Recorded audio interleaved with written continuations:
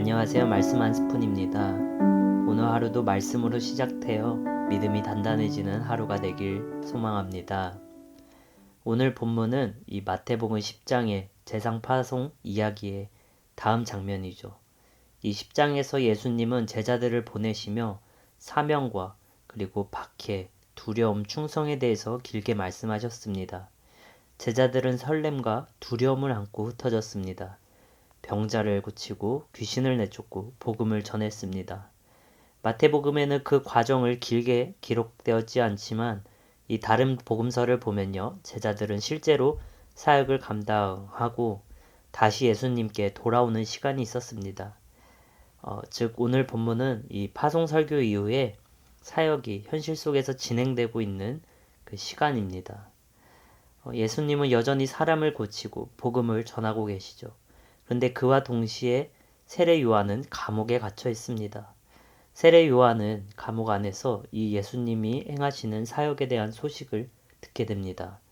눈먼 자가 보고 병든 자가 낫고 가난한 자에게 복음이 전해진다는 소식. 그런데 그 믿음의 거인이었던 요한에게도 흔들림이 찾아오게 됩니다.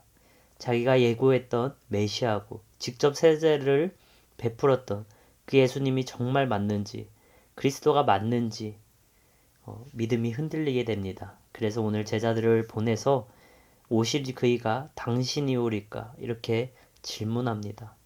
이 질문은 단순한 호기심 그런 것이 아니라 감옥의 어둠 속에서 나온 질문입니다. 이 기다림이 길어질 때 생기는 그러한 질문, 또 현실의 기대와 다를 때 생기는 질문입니다.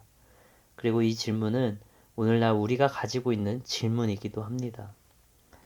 첫 번째로 오늘 본문을 통해서 우리가 알 수 있는 것은 흔들릴 때 예수님께 다시 묻는 믿음이 필요합니다. 요한은 예수님의 길을 준비하던 사람이에요. 그는 예수님을 가장 먼저 알아보고 보라 하나님의 어린 양이라고 선포했습니다. 근데 지금 현재 감옥에 갇혀 있어요. 자신의 상황을 보면 실패처럼 보였고 기대했던 하나님의 나라가 보이지 않았습니다.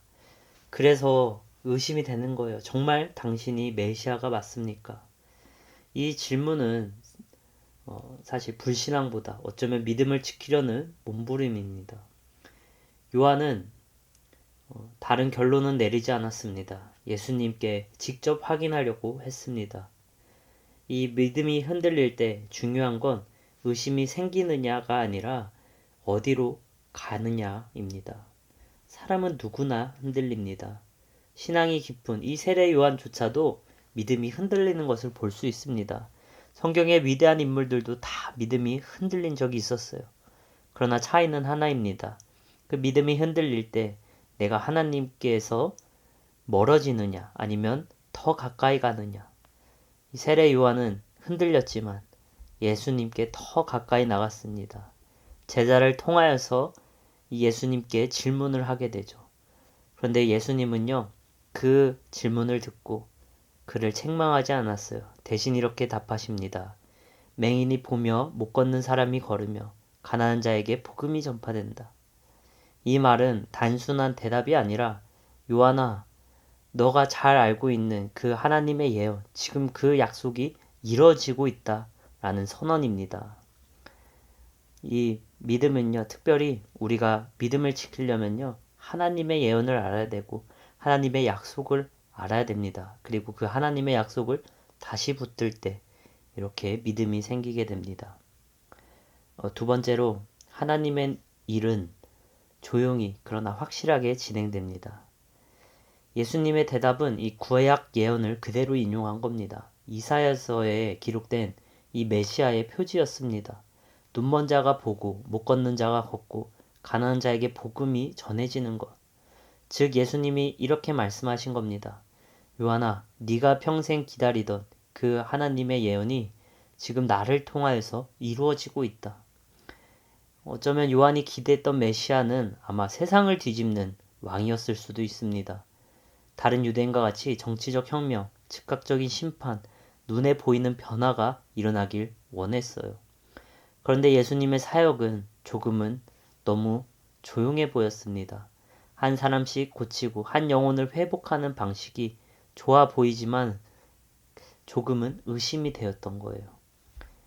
감옥에 있는 요한에게는 어쩌면 이 예수님의 사역이 되게 느리게 보였을 수도 있습니다. 하지만 하나님의 일은요, 늘 우리의 생각과 다를 때가 많이 있습니다. 조용히 진행되고, 그러나 반드시 이루어집니다. 우리는 종종 이렇게 생각할 수가 있어요. 왜 하나님은 빨리 일하시지 않을까? 왜 나의 삶에는 드라마와 같은 변화가 없을까? 그러나 하나님은요, 보이지 않는 곳에도 정확하게 일하고 계시고, 하나님의 예언은 실패하지 않습니다. 하나님의 약속은 지연될 수 있어도 무너지지 않습니다. 그래서 예수님은 요한을 향해 가장 큰 칭찬을 오늘 이렇게 하십니다. 여자가 낳은 자 중에 요한보다 큰 이가 없다. 흔들렸지만 이 버려진 믿음이 아니라 흔들려도 주님을 붙잡고 하나님께 나아가는 그 믿음이 너무나 귀하다고 얘기합니다. 오늘 본문은 이렇게 얘기합니다. 믿음은 흔들리지 않는 사람이 아니라 흔들릴 때 다시 예수님께로 가는 사람입니다. 여러분, 여러분들의 삶과 현실이 답답해도 괜찮습니다. 때로는 의심이 들어도 괜찮습니다. 주님께 질문하세요. 중요한 건 그 순간 내가 예수님께 나아가고 예수님의 말씀을 다시 붙드는 겁니다.